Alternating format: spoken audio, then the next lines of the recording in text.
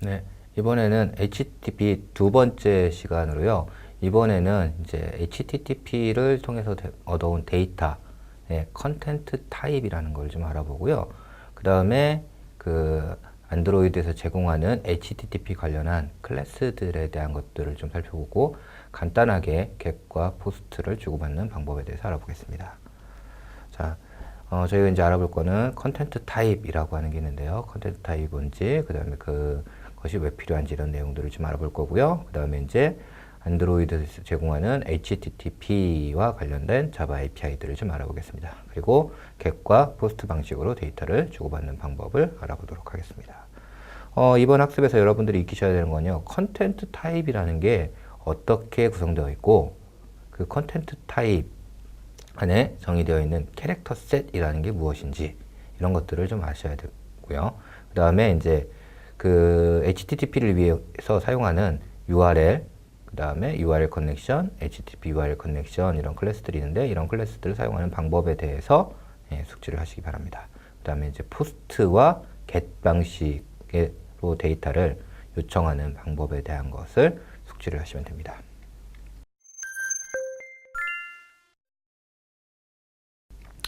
자, 우선 이제 컨텐트 타입에 대한 걸 알아보도록 하겠습니다.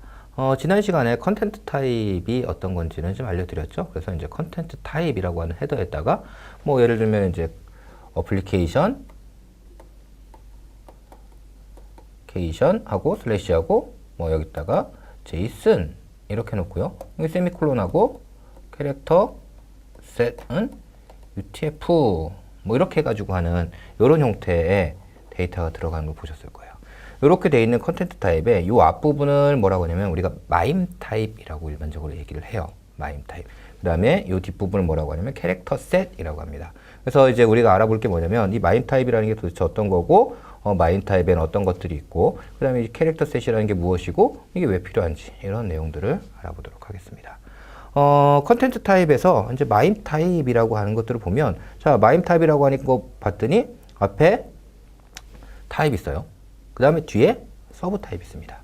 즉 앞에는 타입, 뒤에는 서브 타입으로 구성되어 있는 이런 형태를 우리가 이제 마임 타입이라고 해요.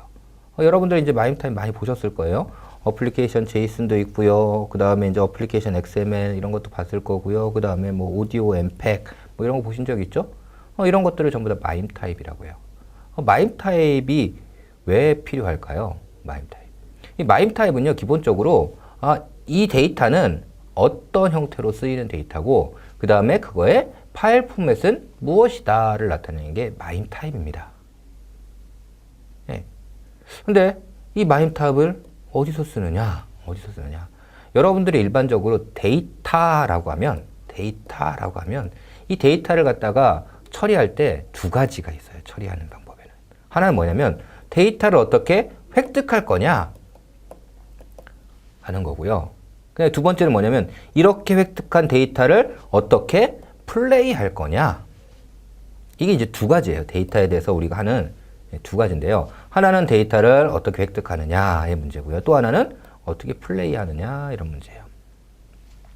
데이터 획득과 관련한 그런 부분은 뭐냐면 이제 뒤에서 우리가 살펴볼 URL이라고 하는 걸 통해서 우리는 데이터를 획득하는 데 사용할 수가 있고요. 그 다음에 데이터를 어떻게 플레이할 것이냐 이거에 관련된 게 뭐냐면 여기서 지금 설명드리는 마임 타입이라는 겁니다.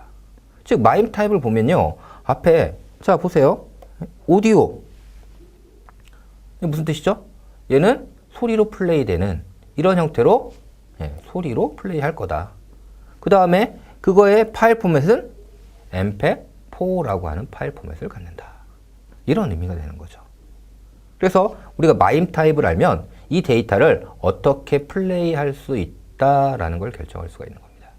그래서 HTTP라고 하는 규격에서 데이터를 내줄 때 컨텐트 타입, 데이터의 타입은 어플리케이션 제이슨이다. 또는 어플리케이션 XML이다. 즉 나는 XML로 데이터를 내줄 거다 또는 JSON으로 내줄 거다. 얘는 누가 처리하는 거냐면 어플리케이션에서 처리하는 형태의 데이터다. 이런 의미로서 이렇게 내려주는 거죠.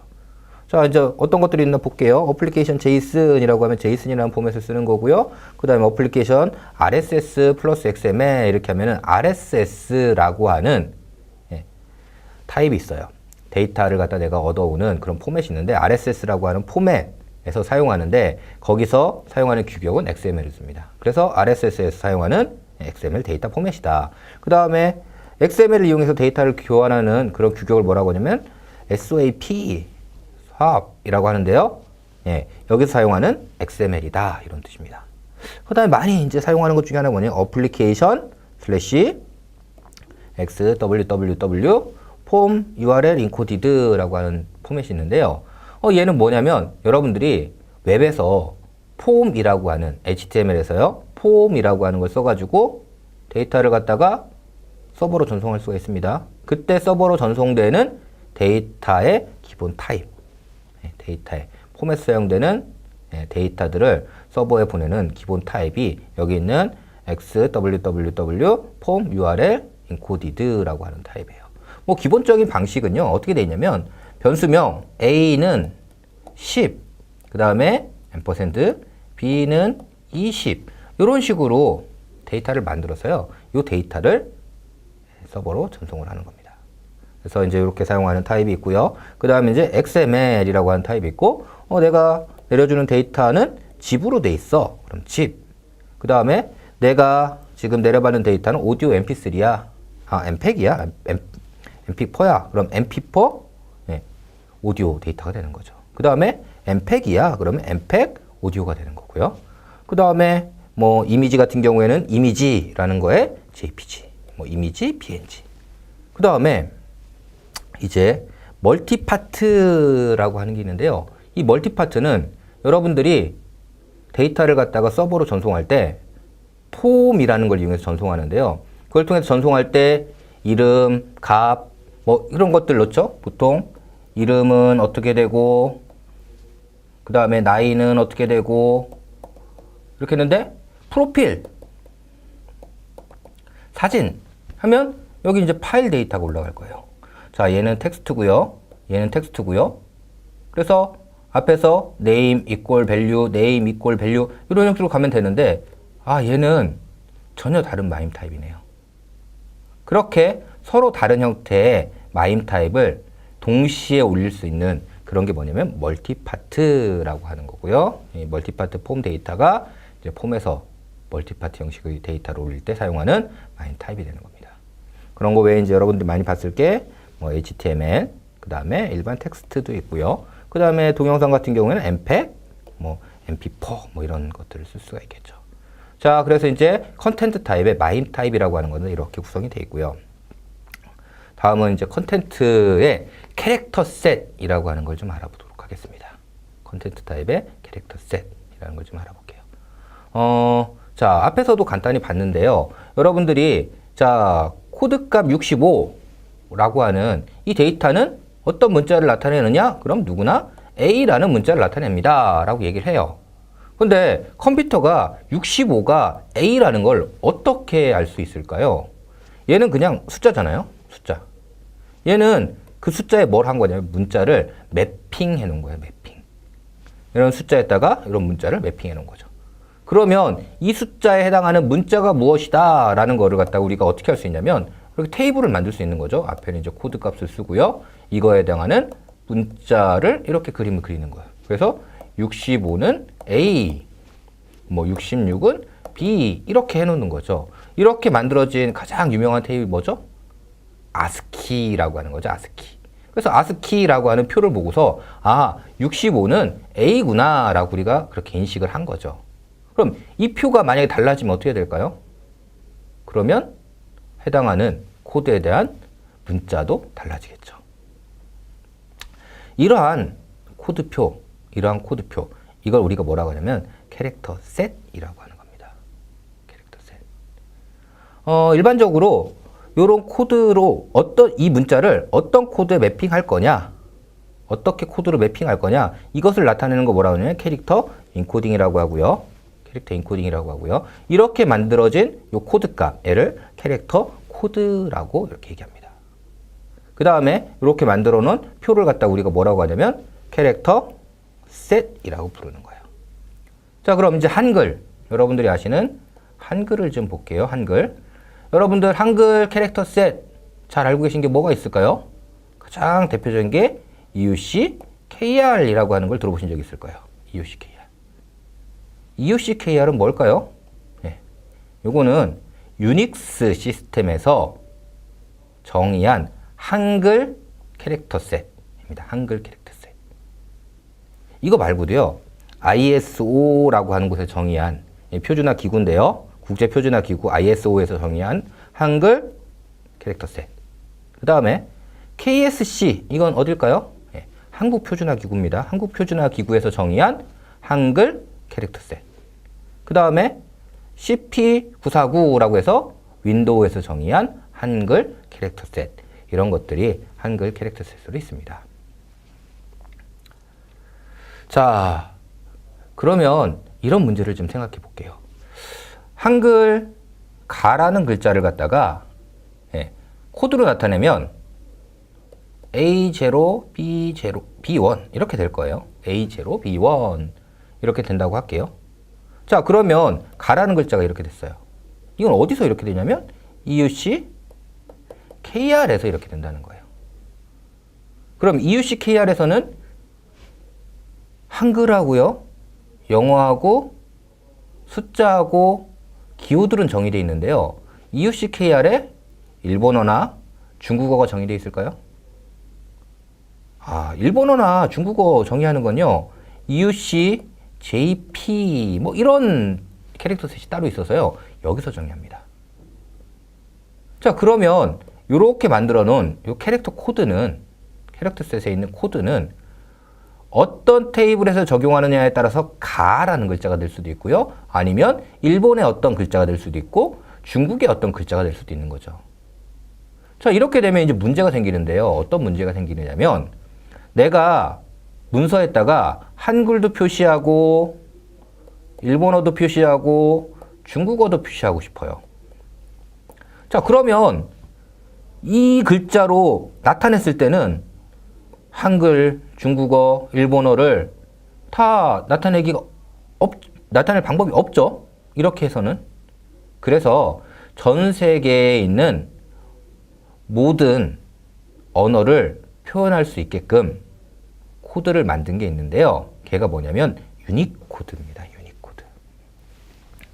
그래서 유니코드에서는요, 전 세계의 모든 글자들을 유니코드 상에서는 다른 코드 값을 갖는 형태로 해서 나타낼 수 있도록 그렇게 되어 있습니다.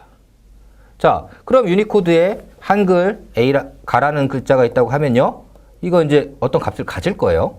그러면 이걸 갖다 내가 이제 어떻게 해야 되냐면 요거에 해당하는 글자로 인코딩 해야 돼요. 이게 이제 값이에요, 값. 요거에 해당하는 값이 이렇게 된다는 거고요.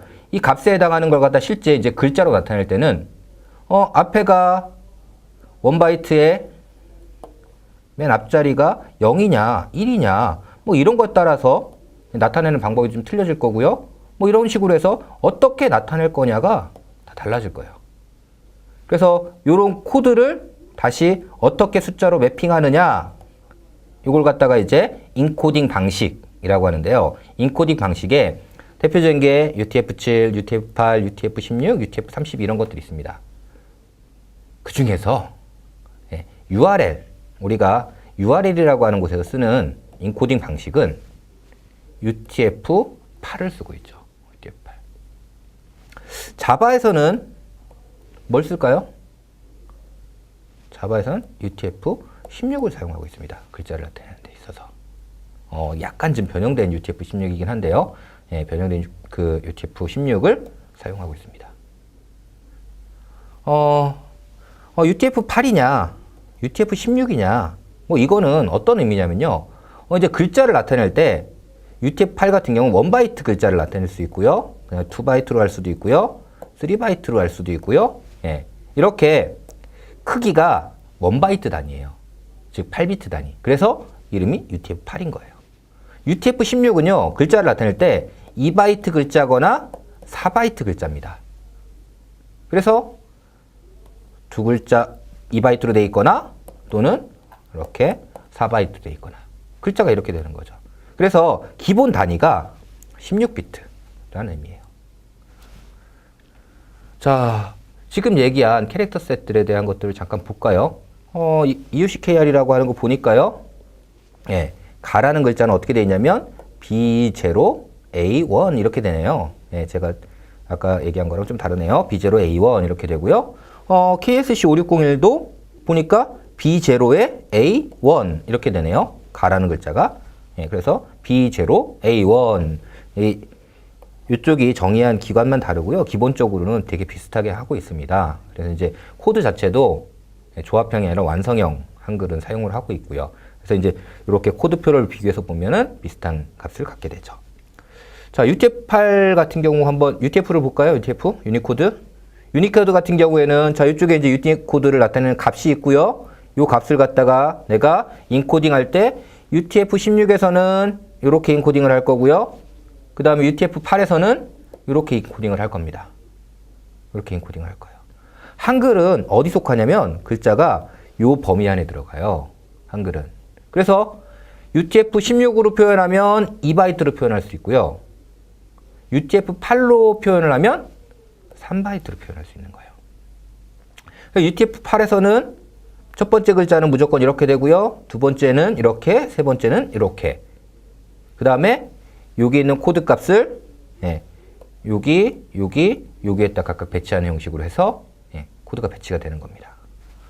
배치된 코드를 자 보면요. 자, 한글의 가는 어떻게 되냐면 AC00 이렇게 된대요.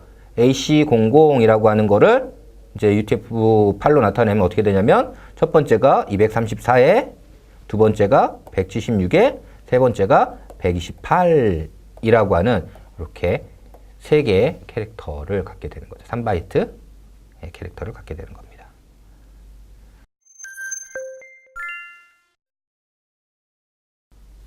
자, 이제 컨텐트 타입이라는 걸 알아봤어요. 그래서 저 컨텐트 타입이라는 걸 이용해 가지고요. 내가 받은 데이터를 이제 원하는 스트링으로 변경하는 게 가능해졌습니다. 또는 다른 형태의 어떤 미디어 타입이라고 하면 오디오 타입이라고 하면 오디오로 플레이한다든지 비디오로 플레이하는 이런 것들을 이제 할 수가 있는 겁니다. 자, 지금까지 설명드린 HTTP라고 하는 규격을 설명드렸는데요. 그것들을 얻어오기 위해서 요청하거나 얻어오기 위해서 사용되는 자바 클래스에 대한 것들을 한번 알아보겠습니다. 첫 번째로 알아볼 건요. URL이라고 하는 클래스예요. URL이라고 하는 거 보니까요. 이름 자체에서 알 수 있겠죠. 앞에서 URL이 먼저 설명드렸죠. 유니폼, 리소스, 로케이션. 즉, 리소스가 위치한 위치를 나타내는 거예요. 위치. 리소스라는 게 뭘까요? 리소스라는 거는 어떤 거냐면 컴퓨터가 이렇게 있고요. 컴퓨터가 다루는 데이터. 데이터는 뭐냐면 디지털화된 거죠. 01, 01, 01 뭐 이렇게 돼 있는 이런 거잖아요. 이런 데이터, 다룰 수 있는 컴퓨터가 접근할 수 있는 다루는 데이터. 이걸 갖다 우리가 뭐라고 하냐면 리소스라고 불러요. 그러니까 URL이라는 건 뭐냐면 이런 데이터에 접근하기 위한 이 데이터를 나타내는 위치예요. 위치. 어떤 데이터의 위치는 내가 어떻게 나타낼 거냐. 그래서 위치를 나타내는 방법을 규격으로 만들어 놓은 거예요. 규격으로. 그걸 갖다 이제 우리가 뭐라고 하냐면 URL이라고 하고요. 걔를 다룰 수 있는 클래스를 뭐라고 하냐면 여기는 대문자 URL이라고 합니다. 자, URL은요. 이렇게 new 해서 여기다가 URL 스트링을 넣어주면 됩니다. 자, 그러면 URL 스트링이라는 게 규격이라고 그랬으니까 어떤 형태를 가질 겁니다. 기본적으로. URL 스트링이라는 게 어떤 형태를 갖는지 좀 볼까요? 자, URL 스트링 봤더니 맨 처음에 나오는 얘를 갖다 뭐라고 한다고 돼 있어요? 프로토콜 이렇게 한다고 돼 있죠. 또는 뭐라고 해요? 스킴이라고 부릅니다. 스킴. 그래서 이렇게 부르고요. 그 다음에 콜론 땡땡 한 다음에 이 뒤에 이렇게 정보가 들어가 있는데요. 정보가 들어가 있는데 이 전체를 뭐라고 하냐면 오소리티라고 해요. 오소리티. 오소리티는요. 여기 유저 인포라고 하고요. 여기 이름하고 패스워드 이렇게 들어가 유저 인포라고 하고요. 그 다음에 at 해놓고요. 그 다음에 호스트, 그 다음에 콜론, 포트 이렇게 되어 있습니다. 호스트, 콜론, 포트. 그 다음에 요 오소리티 뒤에 나오는 이 부분을 뭐라고 하냐면 패스라고 해요. 패스. 네. 패스라고 합니다. 패스. 요 뒤에 이렇게 쿼리까지 이렇게 합쳐가지고 이거는 파일이라고 하는데요. 요 부분은 패스라고 합니다. 그 다음에 물음표 한 다음에 나오는 얘를 뭐라고 하냐면 쿼리라고 하고요. 그 다음에 여러분 샵 붙은 다음에 이렇게 있는 거 보신 적 있으세요? 이게 주로 뭐냐면 내가 같은 웹페이지에서 같은 페이지 내에서 즐겨찾기 이동하는 거 있죠, 이동. 예. 그걸 갖다가 이제 이렇게 붙여서 만드는데요. 그럼 이렇게 누르면 같은 페이지에서 뭐 여기다가 샵 1 앵커 붙여가지고 샵 2 뭐 이렇게 해가지고 하면 예, 이쪽으로 이동하고 이쪽으로 이동하게 하는데요. 얘를 갖다가 레퍼런스 또는 프래그먼트 이렇게 명명합니다. 자, 규격에서 이름이 있다는 거는요, 의미가 있다는 거예요. 규격에서 이름이 있다는 거, 의미가 있다는 겁니다. 자, 프로토콜이라는 건 뭐, 어떤 의미일까요? 프로토콜은요, 내가 이 리소스를 어떤 방법으로 획득할 수 있습니다. 이런 뜻이에요. 즉, 프로토콜이 HTTP 이렇게 돼 있으면 HTTP라고 하는 규격으로 획득할 수 있습니다. 여기가 FTP라고 돼 있으면 FTP라고 하는 규격으로 획득할 수 있습니다. 여기가 컨텐트 이렇게 돼 있을 수 있는데요. 컨텐트 이렇게 돼 있으면 안드로이드에서는 컨텐트 프로바이더라는 것으로 획득할 수 있습니다. 이런 의미가 되는 겁니다. 자, 다음에 이제 오소리티라고 하는 게 있는데요. 오소리티는 뭐냐면 이 데이터를 제공하는 제공자가 누굽니다. 라는 의미입니다. 제공자가 누굽니다. 라는 의미예요. 그래서 여기서 보면 요 컴퓨터에서 8080이라는 포트를 사용하고 있는 서비스에서 제공을 하는데요. 그 안에서 요 사용자가 제공하는 데이터입니다. 이런 뜻이 되는 겁니다. 보통 요 앞쪽에 이렇게 없으면요. 요 컴퓨터의 요 포트에서 포트 번호가 없는 경우는 디폴트 포트에서 이렇게 제공하는 거죠. 그래서 누가 제공한다? 이걸 우리가 뭐라고 하면 오소리티라고 부릅니다. 자, 다음에 여기는 패스라고 하는 게 있는데요. 패스는 내가 제공하는 컴퓨터에 데이터가 하나만 있는 게 아니라 여러 개가 있겠죠? 여러 개가 이 안에 있고 이렇게 있고 이렇게 있을 거예요. 그러면 내가 접근하려고 하는 데이터는 어떤 거다? 이걸 나타내는 게 뭐냐면 패스예요. 이 제공자가 갖고 있는 데이터를 이렇게 구조를 만들어서 제공받는 방식으로 할 거고요. 그러면 그 구조를 만든 것 중에 어떤 데이터가 내가 접근하려고 하는 거다라는 의미가 뭐냐면 여기는 패스입니다. 다음에 이제 쿼리라는 게 있는데 쿼리는 이 데이터를 내가 얻어갈 때 어떤 방법으로 처리해서 얻어가면 좋겠다라고 하는 게 쿼리입니다. 이 방법이라는 게 즉 인풋이라는 얘기예요. 인풋. 여러분들 함수를 요청할 때 자, 함수 f하고서 여기다 10, 20 이렇게 해가지고 함수 값을 주잖아요. 그러면 나는 어떤 처리를 할 건데 요런 값을 이용해서 처리한 다음에 그 결과를 넘겨주세요. 이렇게 하는 거잖아요. 요 아규먼트와 같은 역할을 하는 게 뭐냐면 여기는 쿼리입니다. 자, 그럼 이제 내가 요청한 결과가 뭔가 이렇게 나올 거예요. 그 중에 레퍼런스는 어떤 거냐면 이렇게 돼 있는 데이터 중 어떤 것입니다. 라는 걸 나타내는 게 뭐냐면 REF입니다. 자, 지금 제가 URL을 쭉 설명드렸는데요. 이렇게 URL을 듣고 나니까 URL을 알면 뭘 할 수 있을까요? 네, 데이터를 획득하는 게 가능해집니다. 제가 데이터를 가지고 하는 작업이 두 가지라고 그랬죠. 하나는 내가 데이터를 획득하는 거고 또 하나는 데이터를 플레이하는 거라고 그랬죠. 그래서 데이터를 획득하는 데는 URL이라는 걸 사용하고요. 데이터를 플레이하는 데는 MIME 타입이라는 걸 이용하는 겁니다. 그 중에 이제 이런 URL이라고 하는 얘를 다룰 수 있는 URL 클래스가 존재를 하는 거죠. 자, URL 클래스를 이용해 가지고 이제 URL 만들었으면요. 그 다음에 그 URL 클래스에서 내가 URL 커넥션이라고 하는 이런 객체를 얻어올 수 있어요. URL 커넥션은 뭐 하는 객체냐면요. 이제 클라이언트가 서버에 접속해서 이렇게 데이터를 갖고 와야 되잖아요. 자, 여기 있는 위치는 나타냈어요. URL로 위치는 나타냈어요. 그러면 얘한테 이제 실제로 요청하고 그 결과를 받아와야겠죠. 이렇게 그 결과를 요청해서 받아오는 역할을 하는 객체가 뭐냐면 URL 커넥션이라고 하는 겁니다. URL 커넥션 얻는 방법은요. URL이라고 하는 클래스에 오픈 커넥션이라고 하는 이런 메소드가 있습니다. 그래서 오픈 커넥션이라는 메소드를 이용해서요. 자, URL 오픈 커넥션 하면 URL 커넥션 이렇게 얻어올 수 있고요. 자, 이제 커넥션으로부터 내가 데이터를 보내고 읽고 이런 걸 하잖아요. 그러면 내가 보내는 건 아웃풋 스트림 얻으면 될 거고요. 읽는 거는 인풋 스트림을 얻으면 될 거예요. 그래서 인풋 스트림 얻은 다음에 인풋 스트림으로 데이터를 읽으면 되겠죠. 자, URL 커넥션에 어떤 함수들이 있는지 볼까요? URL 커넥션에 자, connect. connect는 서버랑 접속하는 함수입니다. 그 다음에 get URL. 예, 내가 지금 데이터를 얻고자 하는 URL 얻어오는 거예요. 그 다음에 connect timeout. 예.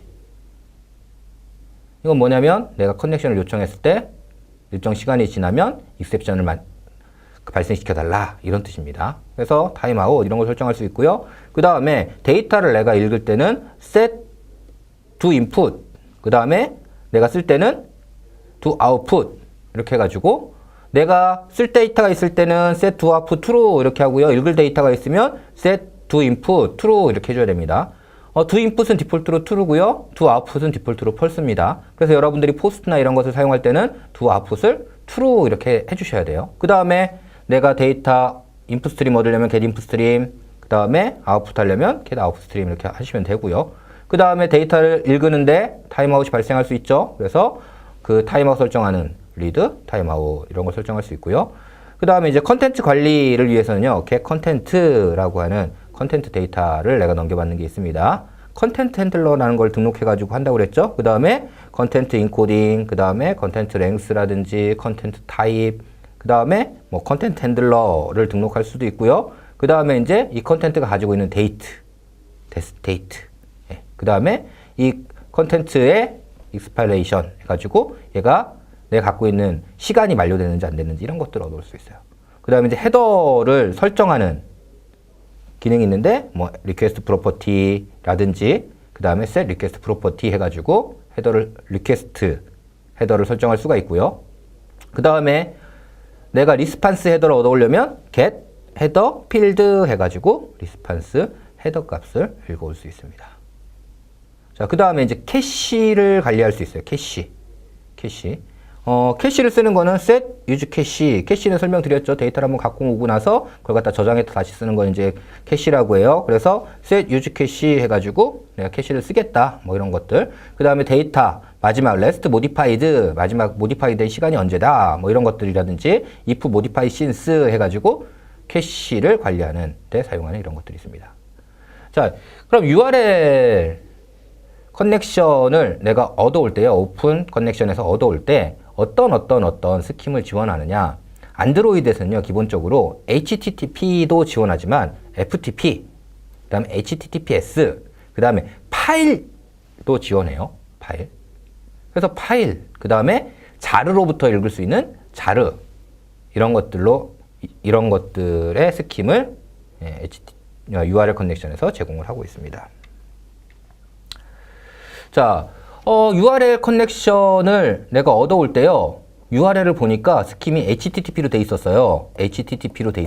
그러면 이때 넘어온 URL 커넥션은요. HTTP URL 커넥션이 됩니다. HTTP URL 커넥션.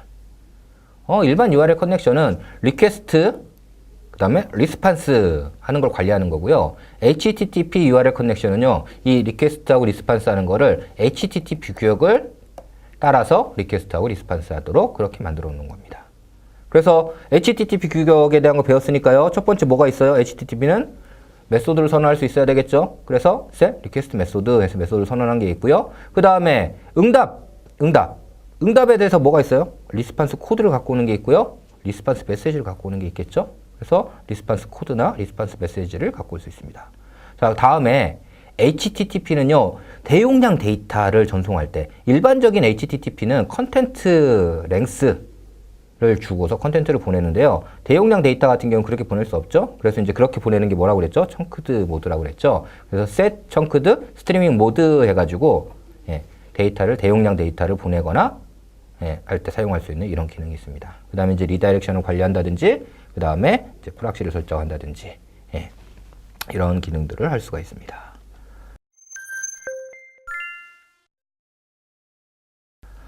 겟과 포스트를 보내고 받는 방법을 간단하게 좀 한번 살펴볼게요. 자, 일단 URL을 이렇게 정의를 했고요.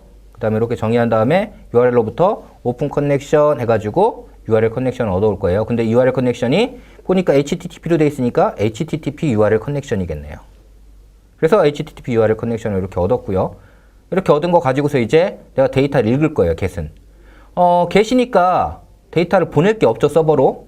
get 방식은 body가 없다고 그랬어요. 그래서 이제 이렇게 요청을 했고요. 그 다음에 인풋 스트림을 얻어서 그거로부터 읽을 데이터를 얻어서 데이터를 읽으면 됩니다. 자, 여기서 서버랑 접속되는 시점은 언제일까요?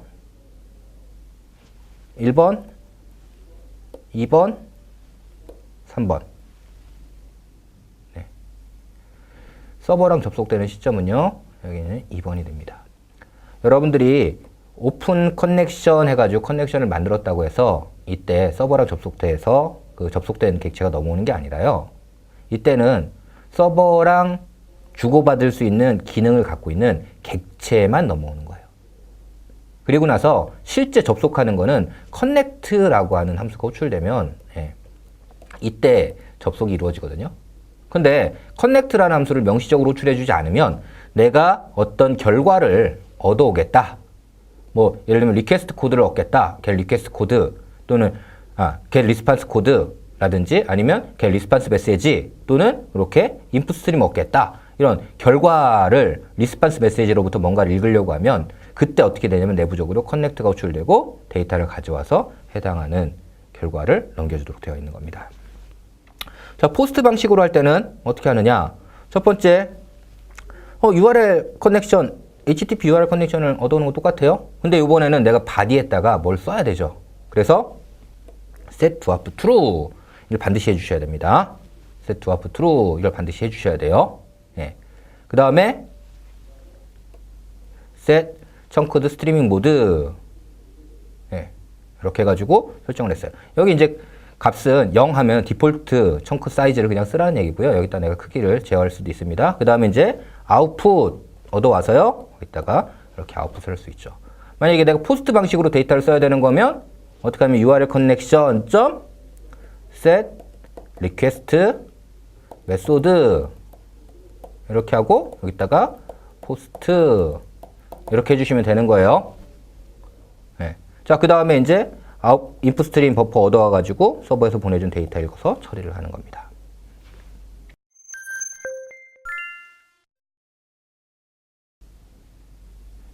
이번 시간에는 자바에서 어떻게 HTTP를 다루는지 자바 API를 좀 알아봤습니다. 자, 우선 컨텐트 타입이라는 걸 알아봤죠. 그래서 컨텐트 타입으로는 마임 타입이 있고 그 다음에 캐릭터 셋이라는 게 있었어요. 마임 타입이라고 하는 거는 내가 이 데이터를 어떻게 플레이하면 되는지 그 정보를 나타내 주는 거였고요. 그 다음에 캐릭터 셋이라고 하는 거는 서버로부터 받은 데이터가 어떻게 문자로 변환할지 그 문자 변환에 대한 정보를 갖고 있는 걸 캐릭터 셋이라고 했습니다. 캐릭터 셋은요, 기본적으로 문자 매핑에 대한 코드고요. 한글 같은 경우 EUCKR, 그 다음에 뭐 KSC5601 뭐 이런 것들이 있고요. 그 다음에 전 세계 글자를 다 나타내기 위해서 유니코드라고 하는 게 있었고요. 그 다음에 유니코드로 글자를 나타낼 때 UTF-8이라고 하는 걸 인코딩해서 모든 URL을 나타낸다라는 걸 알아봤습니다.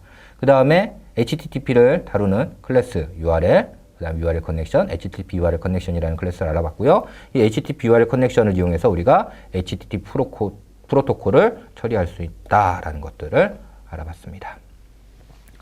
네, 이상 HTTP를 다루는 방법을 알아봤습니다.